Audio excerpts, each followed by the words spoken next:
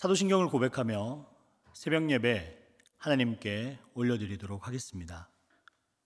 전능하사 천지를 만드신 하나님 아버지를 내가 믿사오며 그 외아들 우리 주 예수 그리스도를 믿사오니 이는 성령으로 잉태하사 동정녀 마리아에게 나시고 본디오 빌라도에게 고난을 받으사 십자가에 못 박혀 죽으시고 장사한 지 사흘 만에 죽은 자 가운데서 다시 살아나시며 하늘에 오르사 전능하신 하나님 우편에 앉아 계시다가 저리로서 산자와 죽은 자를 심판하러 오시리라. 성령을 믿사오며 거룩한 공예와 성도가 서로 교통하는 것과 죄를 사하여 주시는 것과 몸이 다시 사는 것과 영원히 사는 것을 믿사옵나이다. 아멘.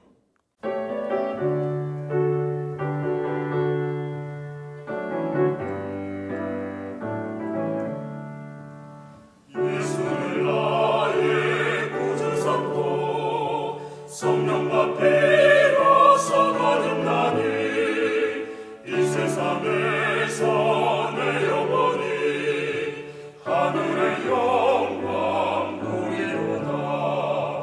이것이 나의 간증이요 이것이 나의 찬송일세. 나 사는 동안 끊임없이 구주를 찬송하리로다. 온전히 주께 맡긴대요. 사랑의 음성을 듣는 주님, 천사들 왕래하는 것과 하늘의 영광 보리로다. 이것이 나의 간증이요 이것이 나의 찬송일세. 나 사는 동안 끊임없이 구주를 찬송하리로다. 주 안의 기쁨 누림으로 마음의 풍랑이 잔잔하니 세상과 나는 강분 없고 구속한 주만 보이도다. 이것이 나의 간증이요 이것이 나의 찬송일세. 나 사는 동안 끊임없이 구주를 찬송하리로다. 이 시간 우리에게 주시는 하나님의 말씀은 사사기 11장 29절에서 33절까지의 말씀입니다. 제가 읽겠습니다. 이에 여호와의 영이 입다에게 임하시니 입다가 길라앗과 므낫세를 지나서 길라앗의 미스베에 이르고 길라앗의 미스베에서부터 암몬 자손에게로 나아갈 때에 그가 여호와께 서원하여 이르되 주께서 과연 암몬 자손을 내 손에 넘겨주시면 내가 암몬 자손에게 평안히 돌아올 때에 누구든지 내 집 문에서 나와서 나를 영접하는 그는 여호와께 돌릴 것이니 내가 그를 번제물로 드리겠나이다 하니라. 이에 입다가 암몬 자손에게 이르러 그들과 싸우더니 여호와께서 그들을 그의 손에 넘겨주심에 아루엘에서부터 민릿이 이르기까지 20성읍을 치고 또 아벨그라밈까지 매우 크게 무찌르니 이에 암몬 자손이 이스라엘 자손 앞에 항복하였더라. 함께 기도하겠습니다. 하나님 아버지, 무엇과도 주님을 바꾸지 않겠다고 날마다 서원하지만 그럼에도 불구하고 주님 앞에서 무너지는 나를 바라봅니다. 그러나 어제에 묶이지 아니하고 오늘 새로운 빛을 비춰주시고 더욱더 새롭게 하여 주셔서 오늘 하루 주님과 동행하는 기쁨을 놓치지 않는 오늘이 될 수 있도록 주님 도와주시옵소서. 주님의 말씀을 듣습니다. 하나님의 말씀을 듣고 결단하는 시간이 되게 하여 주옵소서. 이 모든 말씀 예수님의 이름으로 기도드립니다. 아멘. 할렐루야. 오늘은 잘못된 서원이라는 제목으로 하나님의 말씀을 증거하도록 하겠습니다. 입다는 그는 정기적인 교육을 받거나 그리고 가정의 보호나 사랑을 받은 사람이 아닙니다. 세상 속에 던져져서 그리고 반응하고 그리고 찌들 대로 찌든 삶의 모습에서 치열하게 이겨나갔던 한 사람이었습니다. 여러 가지 생존 본능이 누구보다 강했기 때문에 나름대로 세상 속에서 잘 나가는 그런 내공도 가지기는 했지만 그는 그의 삶의 배경을 통해서 어떻게 보면 하나님에 대한 오해도 여러 가지로 만들지 않았나라는 생각을 하게 됩니다. 그 중에 하나가 오늘 읽게 된 딸을 번제물로 드리게 되는 사건입니다. 그는 인생의 계곡 저 밑바닥에서부터 정상까지 올라온 사람입니다. 다시 말해서 셀프메이드맨, 자수성가한 사람 중에 한 사람이죠. 얼마나 많은 순간 목숨을 걸고 부딪히면서 살았을 것입니까? 그리고 밑바닥에서 정상까지 올라온다는 것은 되게 쉬운 일이 아닙니다. 그는 그렇게 사는 동안 어쩌면 배우지 말아야 될, 익히지 말아야 할, 본받지 말아야 될 그런 삶의 모습까지 지나치게 노출이 되었을 수도 있었을 것 같아요. 그는 암몬과의 전쟁을 치르고 있지만 다양한 암몬 문화 아니면 다양한 문화들을 그냥 받아들였습니다. 그것을 별다르지 않게 생각을 했었어요. 마치 신앙은 가졌지만 세상 속에서 별 다르지 않는 삶을 살아가는 신앙인처럼, 어떻게 보면 세속화된 신앙인처럼 살아갔을 수도 있습니다. 그런 암몬의 어떤 모습을 이해하면서 오늘 말씀을 보면 더욱더 여러분에게 와닿는 그런 말씀이 될 것입니다. 이제 29절의 말씀을 통해서 한번 보도록 하겠습니다. 29절에서 31절을 읽어드리겠습니다. 이 여호와의 영이 입다에게 임하시니 입다가 길앗과 므낫세를 지나서 길앗의 미스베에 이르고 길라의 미스베에서부터 암몬 자손에게로 나갈 때에 그가 여호와께 서원하여 이르되 주께서 과연 암몬 자손을 내 손에 넘겨 주시면 내가 암몬 자손에게 평안히 돌아올 때에 누구든지 내 집 문에서 나와서 나를 영접하는 그는 여호와께 돌릴 것이니 내가 그를 번제물로 드리겠나이다 하니라. 어떻게 보면 입다는요, 협상 전문가였습니다. 그는 어떤 조건을 내걸고 자신의 목적을 성취하기 위해서 이렇게 조건을 내거는 어떤 것들을 좋아하는 스타일의 사사였어요. 왜 그런 걸 우리가 느낄 수 있냐면은 길르앗 장로들과 어떤 출중한 협상력을 발휘해서 그는 그 위치에 탁 올라가는 거죠. 사사의 위치에, 그리고 지휘관의 위치를 탁 꿰차는 사람이었습니다. 그는 배우는 것은 별로 없지만 학력은 별로 좋지 않았지만 암몬의 외교적 협상 과정에서도 탁월한 능력을 발휘하게 됩니다. 길르앗과 암몬이 싸우게는 전쟁을 치르게는 되지만 그는 그 전쟁에서 시간을 번다든지 아니면 외교적인 과정에서 명분을 내세워서 더 우위에 있도록 만드는 그런 탁월한 능력을 가지고 있었어요. 그래서 입다가 지금에 있다면 학력은 별로 좋지 않지만 다양한 경험과 능력을 통해서 최연소 외무부 장관이 되지 않았을까라는 생각을 한번 해보게 됩니다. 근데 이러한 협상의 기술들을, 세상이 가지고 있는 이런 기술들을 누구에게 쓰는 게 문제가 되냐면 하나님에게도 그 버릇이 드러났다는 것이 문제가 되는 것입니다. 하나님 앞에 여러분 조건을 다하는 이유가 뭡니까? 내가 이렇게 해주시면 주님, 하나님께서 이렇게만 해주시면 제가 이렇게 하겠습니다 라고 하는 근본적인 믿음을 보면 그것은 뭐냐면 하나님에 대한 불신, 불안함에서 비롯됐다는 겁니다. 하나님을 온전히 믿지 못하기 때문에, 하나님이 누구인지 제대로 알지 못하기 때문에 이렇게 조건을 거는 거예요. 하나님은 이미 이 전쟁이 시작될 때부터 입다에게 하나님의 영이 임했습니다.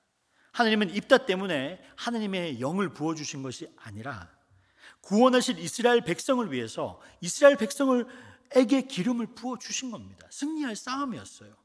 우리는 그것을 믿으면 되는 거죠. 입다가 하나님을 알았다면 하나님께 전적으로 순복하고 전적으로 감사드렸으면 되는 일이었습니다.